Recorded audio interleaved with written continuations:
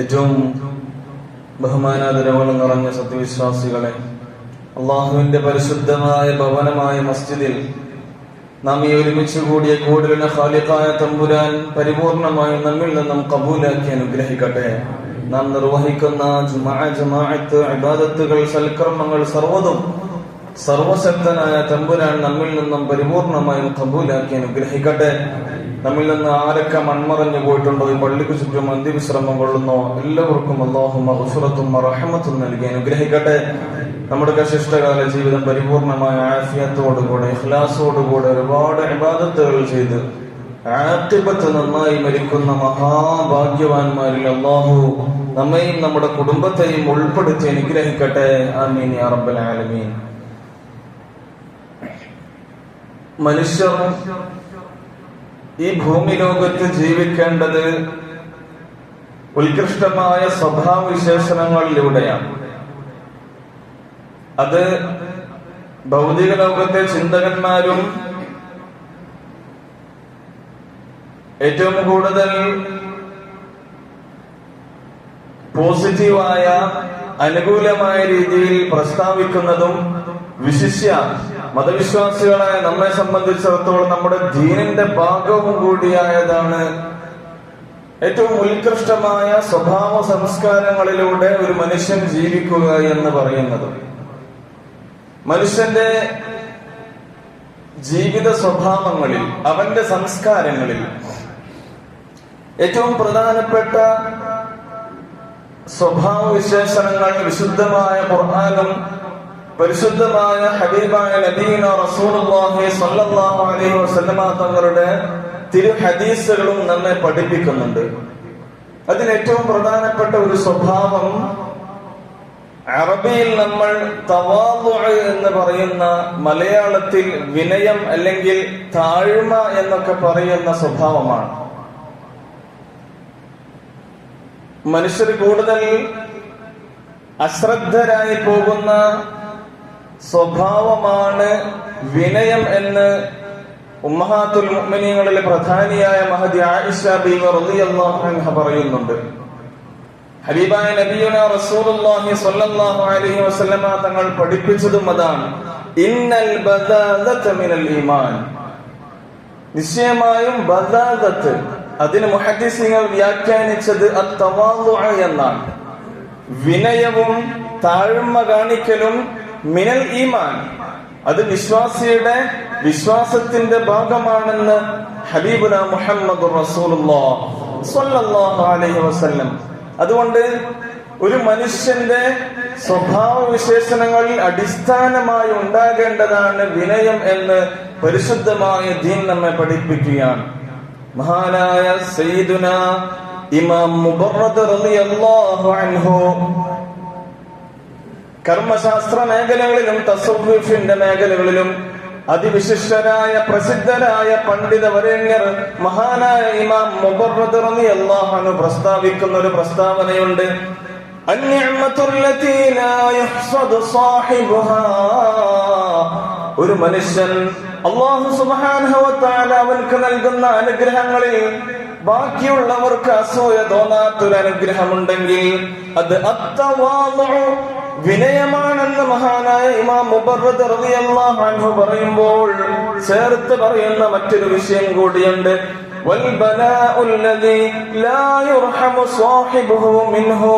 ഒരു മനുഷ്യന് അല്ലാഹു കൊടുക്കുന്ന പരീക്ഷണങ്ങളിൽ ബാക്കിയുള്ളവർ കാരുണ്യം തോന്നിക്കാത്ത ഏതെങ്കിലും ഒരു ബല ഉണ്ടെങ്കിൽ, ഒരു പരീക്ഷണമുണ്ടെങ്കിൽ അത് അൽ-ഉജ്ബു, അഹന്തയാണ്, അഹങ്കാരമാണെന്ന് മഹാനായ ഇമാം മുബറദ് റളിയല്ലാഹു അൻഹു. വിനയം എല്ലാവർക്കും ഇഷ്ടമാണ്, അല്ലേ? താഴ്മയോടുകൂടെ കഴിയുക എന്നത് എല്ലാവർക്കും ഇഷ്ടമുള്ള കാര്യമാണ്. ഒരാൾക്ക് അല്ലാഹു നൽകിയ അനുഗ്രഹങ്ങൾ, അതിൽ ബാക്കിയുള്ളവർക്ക് അസൂയ തോന്നാത്ത ഒരു അനുഗ്രഹം ഉണ്ടെങ്കിൽ അത് വിനയമാണെന്നാണ് ബഹുമാനപ്പെട്ടവർ പഠിപ്പിക്കുന്നത്. നമ്മളൊന്ന് ആലോചിച്ച് നോക്കൂ, നമ്മുടെ ചുറ്റുവട്ടത്ത് നമുക്ക് ഏതെങ്കിലും നിലയ്ക്കൊരു നന്മയുണ്ടായാൽ, അതല്ലെങ്കിൽ വേറെ ഒരാൾക്ക്, നമ്മുടെ പരിചയമുള്ള ഒരാൾക്ക് നല്ല സാമ്പത്തികമായ ഐശ്വര്യം ഉണ്ടായി കഴിഞ്ഞാൽ ചിലർക്കെങ്കിലും പൊതുവെ ഒരു അസൂയ തോന്നും, അല്ലെ? നല്ലൊരു വണ്ടി വാങ്ങിയാൽ അദ്ദേഹത്തോട് അസൂയ, മക്കൾ ഏതെങ്കിലും ഉന്നതമായ സ്കോളർഷിപ്പുകളിലെ വലിയ ഉയർന്ന പഠന മേഖലകളിലേക്ക് ഉയർന്നു പോയാൽ അദ്ദേഹത്തോടോ അല്ലെങ്കിൽ ആ ഫാമിലിയോടോ വലിയ അസൂയ തോന്നുക. സാമ്പത്തികമായോ ശാരീരികമായോ ഭൗതികപരമായോ ഏതെങ്കിലും മേഖലകളിൽ ഉയർച്ച ഒരാൾക്കുണ്ടാകുമ്പോ ബാക്കിയുള്ളവർക്ക് ചിലർക്കെങ്കിലും അസൂയ തോന്നൽ സാധാരണയാണ്.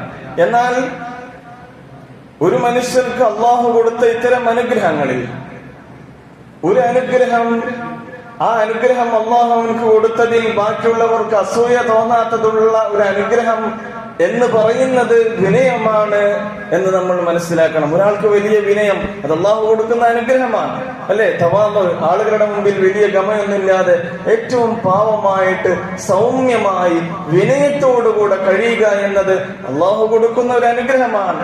ആ അനുഗ്രഹമുള്ളവർക്ക് ബാക്കിയുള്ളവർ അദ്ദേഹത്തോട് ഒരു അഹങ്കാരവും തോന്നുകയില്ല, ഒരു അസൂയയും തോന്നുകയില്ല. നമുക്ക് അവരോട് കാരുണ്യമാണ് തോന്നുക. അള്ളാഹു നൽകിയ അനുഗ്രഹങ്ങളിൽ ബാക്കിയുള്ളവർക്ക് അസൂയ തോന്നാത്തൊരു അനുഗ്രഹമുണ്ടെങ്കിൽ അത് വിനയമാണ്. ഒപ്പം തന്നെ മനസ്സിലാക്കേണ്ടത്, അല്ലാഹു സുബ്ഹാനഹു വ തആല ഒരാൾക്ക് പരീക്ഷണങ്ങൾ നൽകുന്നുണ്ടെങ്കിൽ പൊതുവെ നമുക്കതിൽ വലിയ വിഷമമുണ്ടാകും, അല്ലെ? നമുക്ക് കാരുണ്യം തോന്നും. ഒരാൾക്ക് എന്തെങ്കിലും അപകടത്തിൽ പെടുകയാണ്, അതല്ലെങ്കിൽ മാരകമായ രോഗങ്ങളിൽ പെട്ടുപോവുകയാണ്, അസുഖങ്ങൾ വന്ന് കിടപ്പിലാവുകയാണ്. ഏതെങ്കിലും നിലക്കുള്ള പരീക്ഷണങ്ങളിൽ സാമ്പത്തികമായ പരീക്ഷണമാകാം, കുടുംബപരമായ കൗടുംബിക പരീക്ഷണങ്ങളാകാം, അതല്ലെങ്കിൽ അവന്റെ ജോലി സംബന്ധമായ പരീക്ഷണങ്ങളാകാം. ഒരാളുടെ ജോലി നഷ്ടപ്പെടുക, അതല്ലെങ്കിൽ മക്കൾ മരണപ്പെട്ടു പോവുക, അതല്ലെങ്കിൽ സാമ്പത്തികമായി തകർന്നു പോവുക. ഏത് നിലക്കുള്ള പരീക്ഷണങ്ങൾ നേരിട്ടാലും ആ പരീക്ഷണം നേരിട്ട ആളോട് നമുക്കൊരു കാരുണ്യം തോന്നും. രോഗം വന്നു കഴിഞ്ഞാൽ നമ്മൾ ചെന്ന് കാണുകയും അദ്ദേഹത്തിന് വേണ്ടി ഒരു പക്ഷേ ദുആ ചെയ്യുകയും വേണ്ട സഹായങ്ങൾ നമ്മൾ ചെയ്തു കൊടുക്കുകയും ചെയ്യും. നമുക്കൊരു കാരുണ്യം തോന്നും. എന്നാൽ കാരുണ്യം തോന്നാത്തൊരു പരീക്ഷണമുണ്ടെങ്കിൽ അത് അൽ-ഉജ്ബു, അഹങ്കാരമാണ്. ഒരു മനുഷ്യന് അഹങ്കാരം ഉണ്ടായി കഴിഞ്ഞാൽ ഞാനാണ് വലിയവൻ, ഞാൻ എന്ന ഭാവത്തോടു കൂടെയാണ് അവന്റെ ജീവിത ശൈലികളെങ്കിൽ അതൊരു പരീക്ഷണമാണ്. മുഅ്മിനീങ്ങളെ, അള്ളാഹു നൽകുന്ന പരീക്ഷണമാണ്. ആ ബല ഒരുത്തനുണ്ടായി കഴിഞ്ഞാൽ ആ പരീക്ഷണത്തിൽ ഒരാൾക്കും അദ്ദേഹത്തോട് കാരുണ്യം തോന്നുകയില്ല എന്ന് മഹാനായ ഇമാം മുബർറദ് റളിയല്ലാഹു അൻഹു പറയുകയാണ്. ഓർക്കണം, വിശ്വാസികളായ നമ്മെ സംബന്ധിച്ചിടത്തോളം വിനയം നമ്മുടെ മുഖമുദ്രയാവേണ്ടതുണ്ട്.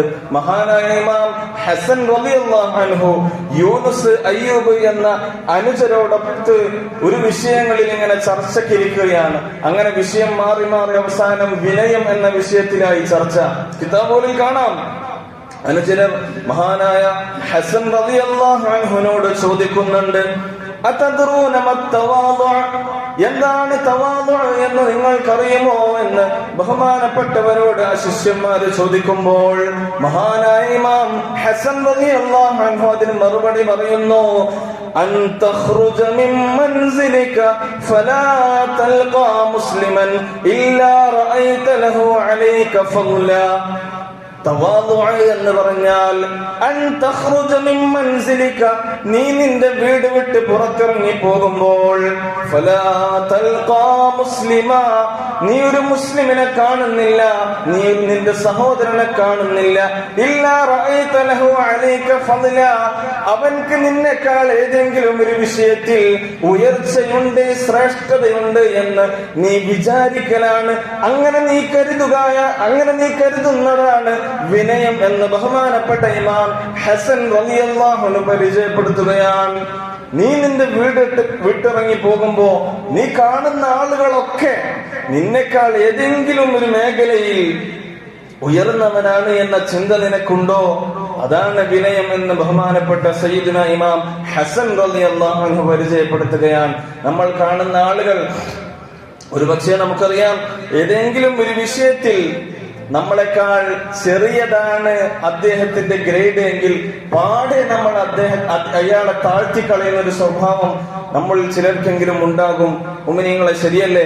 ഏതെങ്കിലും ഒരു വിഷയത്തിൽ അദ്ദേഹത്തിന് നമ്മളെക്കാൾ കഴിവില്ലാത്തവനാണ്, ഉയർച്ചയില്ലാത്തവനാണ് എങ്കിൽ എന്ന തോന്നൽ പൊതുവെ നമുക്കുണ്ടെങ്കിൽ നമ്മൾ ആ വിഷയത്തിൽ നിന്ന് മാത്രമല്ല പാടെ അദ്ദേഹത്തെ ഒഴിവാക്കി കളയുന്ന രീതിയാണ് പൊതുവെ കണ്ടുവരുന്നത്.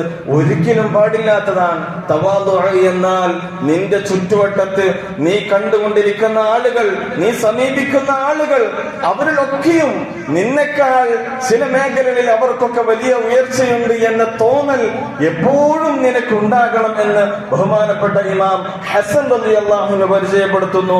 അതാണ് മുഅ്മിനീങ്ങളെ തവാദു എന്ന് പറയുന്നത്.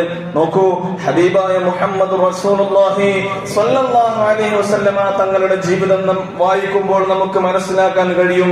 അവിടുത്തെ ജീവിതം വിനയത്തിന്റെ ഏറ്റവും വലിയ മാതൃകയായിരുന്നില്ലേ? വലിയവരെ ബഹുമാനിക്കുകയും ചെറിയവരോട് കാരുണ്യം കാണിക്കുകയും അല്ലെ? ഹദീസിൽ കാണാം, കാന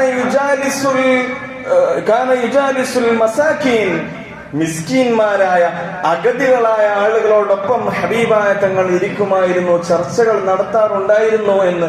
ആരാണ് ഹബീബായ തങ്ങൾ? നമുക്കറിയാം, ലോകം പടക്കാൻ കാരണക്കാരായ ഇസ്ലാമിന്റെ ഏറ്റവും വലിയ നായകൻ, അധിപൻ എന്ന് പറയാൻ കഴിയുന്ന അഷ്റഫുൽ ഖൽഖ്, സൃഷ്ടികളിലെ ഉത്കൃഷ്ടരായ ഹബീബായ മുഹമ്മദ് റസൂലുള്ളാഹി സ്വല്ലല്ലാഹു അലൈഹി വസല്ലമ തങ്ങളാണ് കാന യുജാലിസുൽ മസാക്കീൻ, അഗതികളായ ആളുകളോടൊപ്പം ചേർന്നിരുന്നു കൊണ്ട് കാര്യങ്ങൾ സംസാരിക്കുമായിരുന്നു. എത്രേ നമ്മൾ വിനയാന്വിതരാകണം, നമ്മൾ താഴ്ന്നുകൊണ്ടുള്ള ജീവിതമായിരിക്കണം. മാത്രമല്ല, നബിതങ്ങളുടെ സ്വഭാവവിശേഷണങ്ങൾ പഠിപ്പിക്കപ്പെടുന്ന ഗ്രന്ഥങ്ങളിൽ നമുക്ക് കാണാം, നബിതങ്ങൾ കുടുംബത്തോടൊപ്പം കഴിയുമായിരുന്നു. വിശിഷ്യ അടുക്കള പണികളൊക്കെ നബിതങ്ങൾ എടുക്കുമായിരുന്നു, വീട് വൃത്തിയാക്കുമായിരുന്നു. കുടുംബത്തിന് ആവശ്യമായ പാല്, ഭക്ഷണങ്ങളൊക്കെ കറന്നുകൊണ്ട് വാങ്ങിയിട്ടൊക്കെ നബിതങ്ങൾ വരാറുണ്ടായിരുന്നു എന്നൊക്കെ നമുക്ക് ഹബീബായ തങ്ങളുടെ ജീവിതം നോക്കുകയാണെങ്കിൽ കാണാൻ കഴിയും. 20ഓളം ഭൗതിക രാജ്യങ്ങളുടെ അധിപനായിരുന്ന, ആത്മീയ സാമ്രാജ്യത്തിന്റെ രാജാവായ ഹബീബായ മുഹമ്മദ് റസൂലുള്ളാഹി സ്വല്ലല്ലാഹു അലൈഹി വസല്ലമ തങ്ങൾ ഇത്തരത്തിലുള്ള മാതൃകായോഗ്യമായ പ്രവർത്തനങ്ങൾ നടത്തുമ്പോൾ അതിലൂടെ നമുക്ക് മനസ്സിലാക്കാൻ കഴിയുന്നത് ഹബീബായ തങ്ങളുടെ വിനയത്തിന്റെ മേന്മയാണ്. വിനയം വിശ്വാസികൾക്ക് എപ്പോഴും ഉണ്ടാകണം. അല്ലാഹു സുബ്ഹാനഹു വ തആല വിശുദ്ധമായ ഖുർആനിലൂടെ ഹബീബായ തങ്ങളോട് അല്ലാഹു പരിചയപ്പെടുത്തുന്നുണ്ട്, വഖ്ഫിദ് ജനാഹക ലിൽ മുഅ്മിനീൻ, മുഅ്മിനീങ്ങളോട് നബിയെ വിനയത്തോടുകൂടെ പെരുമാറണം. അത് നബിതങ്ങൾക്ക് മാത്രമുള്ള കൽപ്പനയല്ല, മറിച്ച് സർവ്വവിശ്വാസികളോടുമുള്ള കൽപ്പനയാണ്.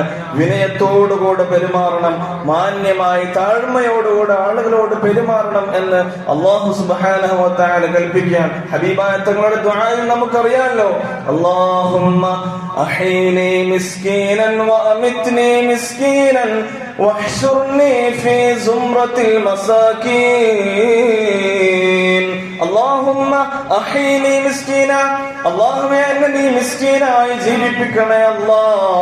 വ അമിത്നി മിസ്കീന, എന്നെ നീ മിസ്കീനായി കൊണ്ട് മരിപ്പിക്കണേ തമ്പുരാനെ. വഹ്ശുർനി ഫീ സുംറത്തിൽ മസാകീൻ, മിസ്കീന്മാരോടൊത്ത് നാളെ മഹ്ശറിൽ എന്നെ നീ ഒരുമിപ്പിക്കണേ അല്ലാഹ്. ഹബീബായ തങ്ങളുടെ ദുആയാണ്. ഈ മിസ്കീൻ എന്ന് പറയുന്നത് കൊണ്ടുള്ള ഉദ്ദേശം അത് സാമ്പത്തികമായ കുറവല്ല മുഅ്മിനീങ്ങളെ.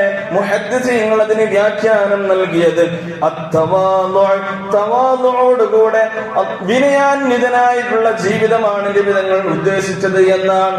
അപ്പോ അല്ലാഹുമ്മ അഹീനി മിസ്കീന, അല്ലാഹുവേ എന്നെ വിനയാന്വിതനായി നീ ജീവിപ്പിക്കണേ അല്ലാഹ്. വ അമിത്നി മിസ്കീന, എന്നെ മിസ്കീനായി വിനയാന്വിതനായി എന്നെ നീ മരിപ്പിക്കണേ തമ്പുരാനെ. വഹ്ശുർനി ഫീ സുംറത്തിൽ മസാകീൻ, വിനയാന്വിതർ ഒരുമിച്ച് കൂടുന്ന കൂട്ടത്തിൽ എന്നെ നീ ഉൾപ്പെടുത്തണേ അല്ലാഹ്. ഹബീബായ തങ്ങളുടെ ദുആ എങ്ങനെയായിരുന്നു എന്ന് ഹദീസുകളിൽ നിന്ന് നമുക്ക് കാണാൻ കഴിയുന്നതാണ്. ശുദ്ധമായ ഖുർആനിലും അള്ളാഹുവിന്റെ വിശിഷ്ടനായ അടിമകളെ പറ്റി അള്ളാഹു വിശേഷിപ്പിക്കുന്നതും നമുക്ക് കാണാൻ കഴിയും. വഇബാദുർ റഹ്മാനിൽ ലദീന യംശൂന അലൽ അർളി ഹൗനാ, അള്ളാഹുവിന്റെ കാരുണ്യവാനായ തമ്പുരാന്റെ അടിമകൾ അള്ളാഹു വിശുദ്ധമായ ഖുർആനിലൂടെ പരിചയപ്പെടുത്തുന്നത് അല്ലദീന യംശൂന അലൽ അർളി ഹൗനാ, അവർ ഭൂമിയിൽ വിനയാന്വിതരായി നടക്കുന്നവരാണ് എന്നാണ്. താഴ്മയോടുകൂടെ നടക്കുന്നവരാണ്, വിനയാന്വിതരായി നടക്കുന്നവരാണ്. يمشون على الأرض هونا وإذا خاطبهم الجاهلون قالوا سلاما. ജാഹിലീങ്ങളായ ആളുകൾ, പക്വതയില്ലാത്ത ആളുകൾ, സംസ്കാരശൂന്യരായ ആളുകൾ ഇവരോട് സംസാരിക്കാൻ വരുമ്പോൾ ഖാലൂ സലാമാ, സമാധാനം നിങ്ങൾക്കുണ്ടാകട്ടെ എന്ന് വിനയത്തിന്റെ ഭാഷയിൽ പറഞ്ഞുകൊണ്ട് തിരിച്ചു പോകുന്ന വിഭാഗമാണ് അള്ളാഹുവിന്റെ അടിമകൾ, കാരുണ്യവാനായ തമ്പുരാന്റെ അടിമകൾ എന്ന് അള്ളാഹു തന്നെ തന്റെ അടിമകളെ വിശേഷിപ്പിക്കുകയാണ്. കാരുണ്യത്തിന്റെ പെരുമാറ്റമായിരിക്കും യഥാർത്ഥ വിശ്വാസികൾ അള്ളാഹുവിന്റെ അടിമകൾക്കുണ്ടാവുക എന്ന് വിശുദ്ധമായ ഖുർആനിലൂടെ തന്നെ അള്ളാഹു പഠിപ്പിക്കുകയാണ്. ഇനിയൊരു ഖുർആനിന്റെ ഗ്രാമറ്റിക്കൽ വശം കൂടി ഞാൻ പറയട്ടെ. വിശുദ്ധമായ ഖുർആൻ നമുക്കൊക്കെ അറിയാം 114 സൂറത്തുകളാണ്. അതിലൊരു സൂറത്ത് ഒഴികെ ബാക്കിയുള്ള എല്ലാ സൂറത്തുകളും അവതരിക്കുന്നത് ബിസ്മില്ലാഹിർ റഹ്മാനിർ റഹീം എന്ന് ഉച്ചരിച്ചുകൊണ്ടാണ്, അല്ലേ? ബിസ്മി നമുക്കറിയാം, കുല്ലു അംരിൻ ദിബാരില്ലാഹി യബ്ദഉ ബിസ്മില്ലാഹി ഫഹുവ അഖ്തഅ, അല്ലേ? ബിസ്മി കൊണ്ട് തുടങ്ങാത്ത കാര്യങ്ങൾ മുഴുവൻ ഫഹുവ അഖ്തഅ, ഖലീലുൽ ബറക, ബറക്കത്തില്ലാത്തത് അല്ലെങ്കിൽ ബറക്കത്ത് കുറഞ്ഞത് എന്ന് നബിയുന മുഹമ്മദുർ റസൂലുള്ളാഹി സ്വല്ലല്ലാഹു അലൈഹി വസല്ലം. ബിസ്മി അതിപ്രധാനമാണ്. വിശിഷ്യ ഖുർആൻ ഓതുമ്പോൾ ബിസ്മി ചൊല്ലണം. ഞാൻ പറയട്ടെ, ഈ ബിസ്മില്ലാഹിർ റഹ്മാനിർ റഹീം എന്ന പരിശുദ്ധമായ വാക്യം, ആ വാക്യം തുടങ്ങുന്നത് ആദ്യത്തെ ഉച്ചാരണം തന്നെ ബി എന്ന് പറഞ്ഞുകൊണ്ടാണ്, അല്ലേ? നമ്മൾ അറബി അക്ഷരമാല നോക്കുമ്പോൾ ആദ്യത്തെ അക്ഷരം അലിഫാണ്, നമുക്കറിയാം. പിന്നെയാണ് ബാ വരുന്നത്. ബി എന്ന ഇകാരത്തോടുകൂടെയാണ്. ബാ എന്നോ ബു എന്നോ പറഞ്ഞില്ല, ബിസ്മില്ലാഹി എന്ന് പറഞ്ഞില്ല, അല്ലെങ്കിൽ ബസ്മില്ലാഹി എന്ന് പറഞ്ഞില്ല. ബി എന്ന് കെസ്റിട്ടുകൊണ്ടാണ്. അതൊരു വേർഡ് എന്നതിലപ്പുറം അറബി ഗ്രാമറിൽ കിതാബുകൾ പഠിച്ചവർക്കറിയാം, അത് ഹർഫ് ജറാണ്, അതൊരു കലിമത്താണ്. ബി എന്ന് പറഞ്ഞാൽ അതൊരു കലിമത്താണ്. ബി എന്ന ഇകാരം താടിയലിൽ ചലിപ്പിച്ചുകൊണ്ട് പുറത്തേക്ക് വരുന്ന സ്വരത്തെയാണ് ഇകാരം എന്ന് നമ്മൾ പഠിച്ചിട്ടുണ്ട്. ആ ഇകാരത്തോടുകൂടി, എന്താണ് ഇകാരം? അറബിയിൽ കെസ്റ് എന്ന് പറയും. ജറ് എന്നാൽ കെസ്റ് എന്നർത്ഥം. കെസ്റ് എന്നാൽ എന്താ? വിനയം എന്നാണ് അർത്ഥം. വിശുദ്ധമായ ഖുർആനിന്റെ തുടക്കം തന്നെ വിനയത്തിന്റെ മഹാവെളിച്ചം വ്യാപിപ്പിച്ചുകൊണ്ടാണ്, തെളിയിച്ചുകൊണ്ടാണ് അല്ലാഹു സുബ്ഹാനഹു വ തആലയുടെ പ്രധാനപ്പെട്ട മഹത്വവൽകൃതമായ ഈ വാക്യങ്ങൾ ഓതേണ്ടത് എന്ന് ബിസ്മിയിലൂടെ അള്ളാഹു പഠിപ്പിക്കുകയാണ്. കെസ്റാണ് ബിസ്മില്ലാഹി, ബിസ്മില്ലാഹി, അള്ളാഹുവിന്റെ നാമം കൊണ്ട് ബി എന്ന് പറഞ്ഞുകൊണ്ട് തുടങ്ങുന്നത് കെസ്റിലൂടെ, വിനയത്തോടുകൂടെ. ശേഷമുള്ള ഇസ്മിനും ബിക്ക് ശേഷം നമുക്കറിയാം, ഗ്രാമർ പഠിച്ചവർക്കറിയാം, അറബി ഗ്രാമറിൽ ഹർഫ് ജറിന് ശേഷം വരുന്ന അക്ഷരം അത് മജ്റൂറാണ്. മജ്റൂർ എന്ന് പറഞ്ഞാൽ ആ ശേഷമുള്ള ഇസ്മിനും കെസ്ർ തന്നെയായിരിക്കും. ബിസ്മി എന്നാ പറയല്, ബിസ്മ എന്നോ ബിസ്മു എന്നോ പറയൽ അറബി ഗ്രാമറ്റിക്കലി അത് മിസ്റ്റേക്കഡാണ്, അത് പറയാൻ പാടില്ലാത്തതാണ്. അറബി ഗ്രാമറിൽ അത് തെറ്റാണ്. അപ്പോ ഹർഫ് ജർ കെസ്റിനോടൊപ്പം ചേർന്ന് വരുന്ന ഇസ്മിനും കെസ്ർ തന്നെ എന്ന മഹാവിനയത്തിന്റെ പാഠങ്ങളാണ് ബിസ്മിയിലൂടെ അല്ലാഹു സുബ്ഹാനഹു വ തആല നമ്മെ പഠിപ്പിക്കുന്നത് എന്നും നമ്മൾ മനസ്സിലാക്കണമ്പോ, വിനയം എന്നത് നമ്മുടെ ജീവിതത്തിന്റെ മുഖമുദ്രയാകണം എന്നാണ് നമ്മൾ ഏറ്റവും പ്രാധാന്യത്തോടുകൂടെ മനസ്സിലാക്കേണ്ടത്. അഹങ്കാരമില്ലാതെ, ഞാനെന്ന ചിന്തയില്ലാതെ ഈ ഭൂമിയിൽ നടക്കുമ്പോഴാണ് അള്ളാഹുവിന്റെ എല്ലാവിധ സഹായങ്ങളും അവൻക്കുണ്ടാകുന്നത് എന്ന ഉത്തമ ബോധ്യവും വിശ്വാസികളായ നമുക്കുണ്ടാകണം. എല്ലാം അറിയുന്നവൻ എന്ന ചിന്തയിൽ നടക്കുന്നവർ ആരൊക്കെയുണ്ടോ അവർക്കൊക്കെ മുകളിൽ സർവജ്ഞാനിയായ ഒരുത്തനുണ്ട് എന്ന ബോധം ഓരോരുത്തർക്കും ഉണ്ടാകണമെന്ന് വിശുദ്ധമായ ഹദീസുകളിൽ നിന്ന് ഹബീബായ തങ്ങൾ നമ്മെ പഠിപ്പിക്കുകയാണ്. പ്രിയമുള്ള മുഅ്മിനീങ്ങളെ, മഹാനായ ഉമർ ഇബ്നുൽ ഖത്താബ് റളിയല്ലാഹു അൻഹു, ബഹുമാനപ്പെട്ടവരുടെ ചരിത്രം നമുക്കൊക്കെ അറിയാം. ബഹുമാനപ്പെട്ടവർ ഇസ്ലാമിക സാമ്രാജ്യത്തിന്റെ ഖലീഫയായി വാണിരുന്ന കാലം, ബഹുമാനപ്പെട്ടവർ മദീനയിൽ ഉറങ്ങുന്ന സമയത്ത് ബൈസാന്റിയൻ എന്ന് പറയുന്ന പ്രദേശത്തെ ചക്രവർത്തിയുടെ അനുയായികൾ ബഹുമാനപ്പെട്ടവരെ കാണാൻ വേണ്ടി മദീനയിലേക്ക് വരികയാണ്. മദീനയിൽ വന്നപ്പോ മദീനയുടെ മണലാരണ്യങ്ങളിൽ ഉറങ്ങിക്കിടക്കുന്ന മനുഷ്യനെ അവർ കാലുകൊണ്ട് മെല്ലെ തട്ടിയിട്ട് വിളിച്ചുണർത്തി കൊണ്ട് ചോദിക്കുന്നുണ്ട്, ഐന ഖസ്റു ഉമർ, എവിടെയാണ് ഉമർ തങ്ങളുടെ കൊട്ടാരം? ഉറക്കം തെളിഞ്ഞ ബഹുമാനപ്പെട്ട ഖലീഫ ഉമർ തങ്ങൾ പറഞ്ഞു, ലാ ഖസ്റ ലി ഉമർ, ഉമറിന് കൊട്ടാരമില്ല. വീണ്ടും ഉറങ്ങാൻ കിടന്നു. അവർ പിന്നെയും വിളിച്ചുണർത്തി ചോദിച്ചു, ഐന ഖസ്റു ഉമർ, ഉമർ എന്നവരുടെ കൊട്ടാരം എവിടെയെന്നില്ല നിങ്ങളോട് ചോദിച്ചത്. ബഹുമാനപ്പെട്ടവർ വീണ്ടും പറഞ്ഞു, ലാ ഖസ്റ ലി ഉമർ, ഉമർ എന്നവർക്ക് കൊട്ടാരമില്ല.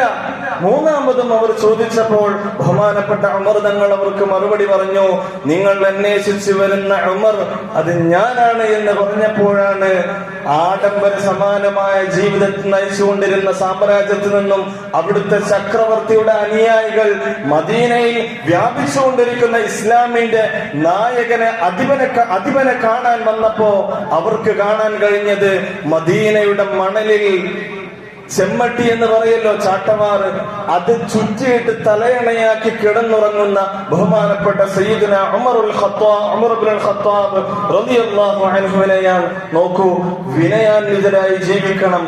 മൻ തവാളഅ റഫഅഹുല്ലാഹ് വമൻ തകബ്ബറ ഖളഅഹുല്ലാഹ് എന്നല്ലേ ഹബീബായ തങ്ങൾ പഠിപ്പിച്ചത്. ആരെങ്കിലും താഴ്മയോടുകൂടെ ജീവിച്ചാൽ, വിനയാന്വിതനായി ജീവിച്ചാൽ, റഫഅഹുല്ലാഹ്, അല്ലാഹു അവരെ ഉയർത്തും. ഉയർന്ന സ്ഥാനങ്ങൾ അല്ലാഹു അവർക്ക് കൊടുക്കും. വമൻ തകബ്ബറ, ആരെങ്കിലും കിബ്ർ നടിച്ചുകൊണ്ട് ഞാനെന്ന ഭാവത്തിൽ നടന്നു കഴിഞ്ഞാൽ, ഖളഅഹുല്ലാഹ്, അവർ അല്ലാഹു അമ്പെ പരാജയപ്പെടുത്തുകയും താഴ്ത്തിക്കളയുകയും ചെയ്യുമെന്ന് നബിയുനാ മുഹമ്മദുർ റസൂലുള്ളാഹി സ്വല്ലല്ലാഹു അലൈഹി വസല്ലം. കിബ്ർ നടിച്ച അഹങ്കാരികളായി നടന്നിരുന്ന ഒരുപാട് രാജാക്കന്മാർ ഗതകാല ചരിത്രത്തിൽ, ഇസ്ലാമിക ചരിത്രത്തിൽ നമുക്ക് കാണാൻ കഴിയും. അല്ലാഹു വലിയ പാഠങ്ങൾ പഠിപ്പിച്ചത് നമുക്ക് മുന്നിലെ ഏറ്റവും മാതൃകായോഗ്യമായ ചരിത്രങ്ങളാണ്. അതുകൊണ്ട് മുഅ്മിനീങ്ങളായ നമ്മെ സംബന്ധിച്ചിടത്തോളം ആരെ കണ്ടാലും സ്നേഹത്തോടെ വിനയത്തോടുകൂടെ പെരുമാറുകയും കിബിറില്ലാതെ തരം താഴ്ത്താതെ അവരെ അടിച്ചമർത്താതെയുള്ള പെരുമാറ്റമാണ് മുസ്ലിമിന്, വിശ്വാസിക്ക് ഉണ്ടാവേണ്ടത് എന്നതാണ് ഇന്നത്തെ ജുമയുടെ സന്ദേശമായി പറയാനുള്ളത്. ജീവിതത്തിൽ വിനയത്തോടുകൂടെ സൗമ്യതയോടുകൂടെ ജീവിക്കാൻ അല്ലാഹു നമുക്ക് തൗഫീഖ് നൽകി അനുഗ്രഹിക്കട്ടെ. ഞാൻ എന്ന ഭാവമില്ലാതെ വിനയാന്വിതനായി എന്നെ ജീവിപ്പിക്കണേ, വിനയാന്വിതനായി എന്നെ മരിപ്പിക്കണേ എന്ന ഹബീബായ മുഹമ്മദ് റസൂലുള്ളാഹി സ്വല്ലല്ലാഹു അലൈഹി വസല്ലമ തങ്ങളുടെ ആ ഹദീസ് ഉൾക്കൊണ്ടുകൊണ്ടുള്ള മാതൃകായോഗ്യമായ ജീവിതം നയിക്കാൻ അല്ലാഹു നമുക്ക് തൗഫീഖ് നൽകി അനുഗ്രഹിക്കട്ടെ. ആമീൻ യാ റബ്ബൽ ആലമീൻ.